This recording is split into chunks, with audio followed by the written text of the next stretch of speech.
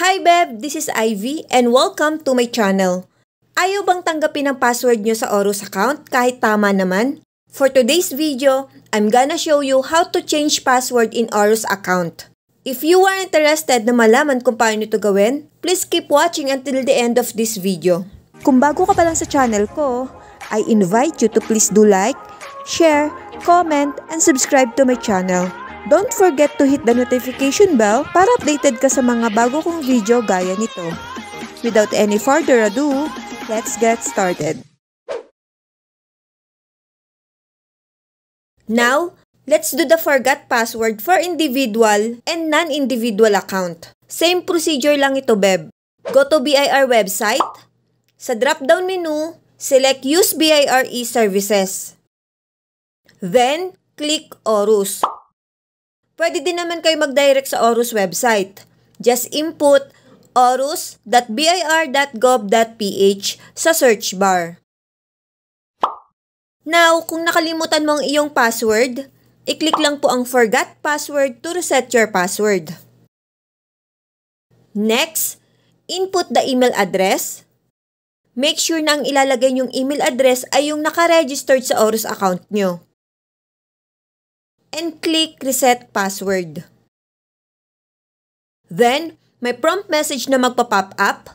Kung anong characters or letters ang nakikita nyo dito, yun din po dapat ang ilalagay nyo dito. Parang kagaya lang ng sa CAPTCHA code. So, encode lang natin dito ang 7 characters. Then, click OK. After that, within few minutes may marireceive kang email para sa password reset instruction. Okay, proceed muna tayo dito sa email. There you go, ito na ang email message for password resetting. Beb, kung wala ka pang nare-receive na email from BIR for password reset, i-check nyo lang po sa spam folder nyo, baka nandun lang po napunta. At kung sakaling wala sa inbox at spam folder, for sure, ibang email ang nakaregistered sa Orus account mo. So kailangan mo nang magpa-update ang information mo, lalong-lalo na sa email address. Okay? Click this to open the message. By the way, within 10 minutes dapat ma-access mo na itong pag-reset ng password dahil nag-e-expired ang link. Now, i-click lang po natin itong naka-hyperlink na reset your password.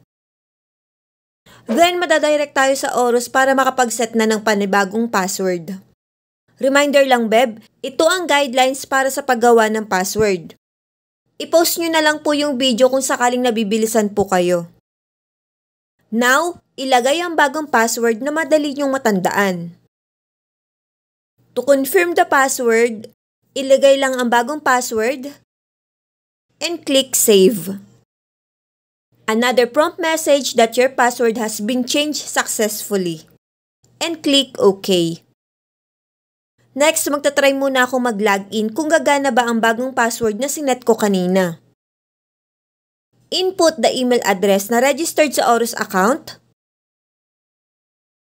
and input the new password. Tick box sa I'm not a robot and click Login.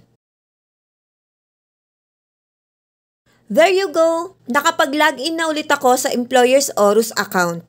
So ganun lang kadali ang pag-reset ng password. Kung kayo ay nakakaranas ng error, try nyo na lang po ulit sa ibang araw. So I think that's it for this video.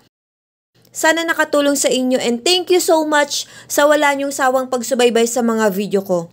Please do not forget to like, share, comment, and subscribe to my channel and hit the notification bell para updated kayo sa mga bago kong video gaya nito. Thank you and God bless everyone. Follow for more.